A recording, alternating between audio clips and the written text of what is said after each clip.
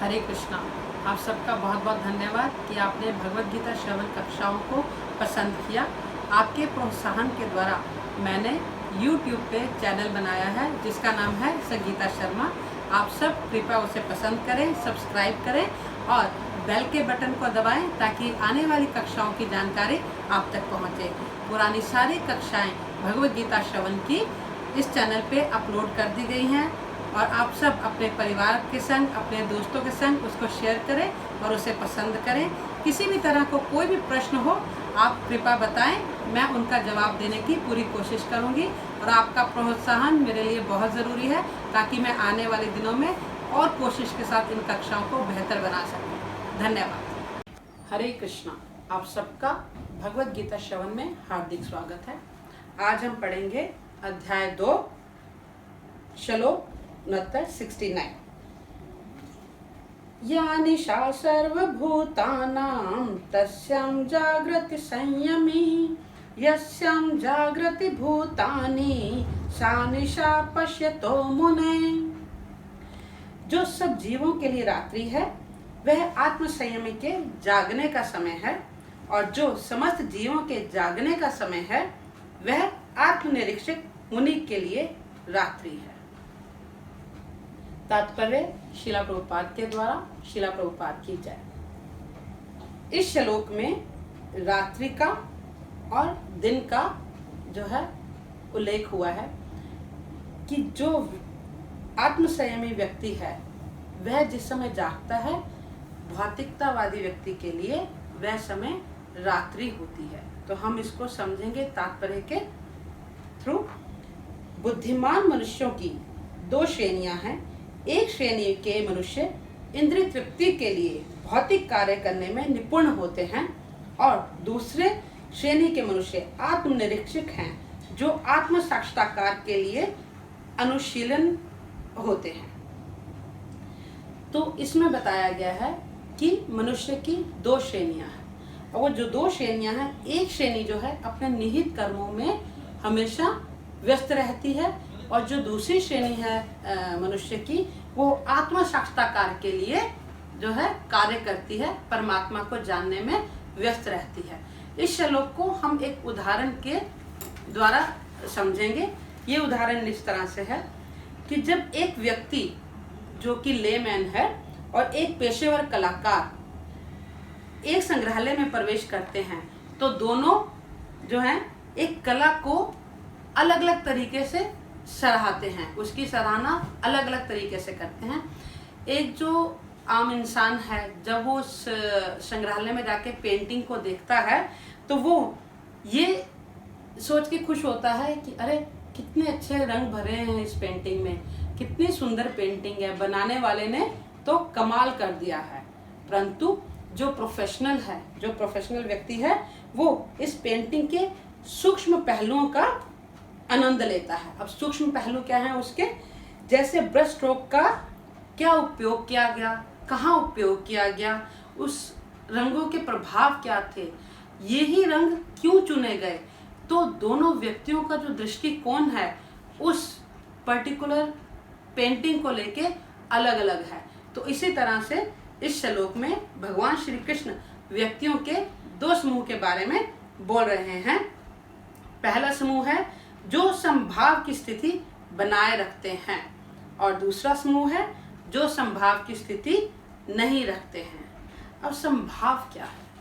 संभाव ऐसी परिस्थिति जो आत्म प्रायण होते हैं, जो आत्म साक्षात्कार के लिए अग्रसर होते हैं, मुनि होते हैं, वह चाहे सुख हो चाहे दुख हो वह विचलित नहीं होते, वह हर परिस्थिति में स्थिर रहते हैं और संभाव बनाए रखते हैं। ना उन्हें सुख के आने से खुशी होती है ना उन्हें दुख के आने पर गम होता है। परंतु जो भौतिकतावाद में प्राणी लगा है वह सुख आने से अत्यंत खुश हो जाता है, हर्षित हो जाता है और दुख आने से बहुत अधिक विचलित होता है। वो संभाव में नहीं रह पाता क्योंकि वो हर समय अपने निहित कार्यों में व्यस्त रहता है। उसे आत्मा का और परमात्मा का जो ज्ञान है उसके बारे में कुछ भी अता पता ही नहीं है। तो ये 2 समूह कृष्णा ने इस श्लोक में बताए हैं। दोनों को भौतिक वस्तुओं की इस दुनिया में रहना पड़ता है। अब ये दोनों तरह के प्राणी इसी दुनिया में रह रहे हैं और दोनों की जीवन में उतार चढ़ाव का सामना करना पड़ता है, परंतु दोनों समूह व्यक्तियों में महत्वपूर्ण अंतर उनकी दृष्टि का है। तो हमें इस श्लोक में कृष्णा एक दृष्टिकोण समझा रहे हैं कि दो तरह के मनुष्य हैं। एक मनुष्य वो है जो हमेशा अपने निहित कर्मों में रहता है परंतु आध्यात्मिक पथ की ओर अग्रसर नहीं होता, तो उसका दृष्टिकोण इस दुनिया को देखने का, इस समाज को देखने का, परिस्थितियों को देखने का बहुत अलग है। परंतु दूसरी ओर एक व्यक्ति है जो निहित कार्य करते हुए, अपने कार्मिक कार्य करते हुए आध्यात्मिक कार्यों में भी रुचि लेता है, उस पथ में अग्रसर होता है, आत्मा और परमात्मा को जानने के विषय में इच्छा रखता है। उसका दृष्टिकोण इस भौतिक जगत को लेके, आत्मा, परमात्मा और जीवों को लेके बहुत ही अलग रहता है। तो इसमें आगे बताया है तात्पर्य में, भौतिकतावादी व्यक्ति ऐसी रात्रि में अनभिज्ञता के कारण आत्म साक्षात्कार के प्रति सोए रहते हैं। अब रात्रि में सोए रहने का मतलब ये है, अभिप्राय ये है कि भौतिकवादी जो व्यक्ति होता है उसको ये ज्ञान नहीं है कि जो आत्मनिरीक्षक, आत्मपरायण व्यक्ति है वो कर क्या रहा है, तो उसके लिए अंधकार की स्थिति है, इसलिए इसे रात्रि का नाम दिया गया है क्योंकि वह अंधकार में जी रहा है। परंतु जो आत्मसंयमी व्यक्ति है, जब वो आत्मज्ञान के लिए आगे बढ़ता है तो वो जागृत स्थिति में है, उसके लिए वो दिन है, प्रकाश है, क्योंकि वो आत्मा और परमात्मा के ज्ञान को समझता और जानता है। अधिकांश व्यक्तियों के लिए भौतिक वस्तुओं की दुनिया उनका अंतिम लक्ष्य है, वे इसके लिए जागृत हैं।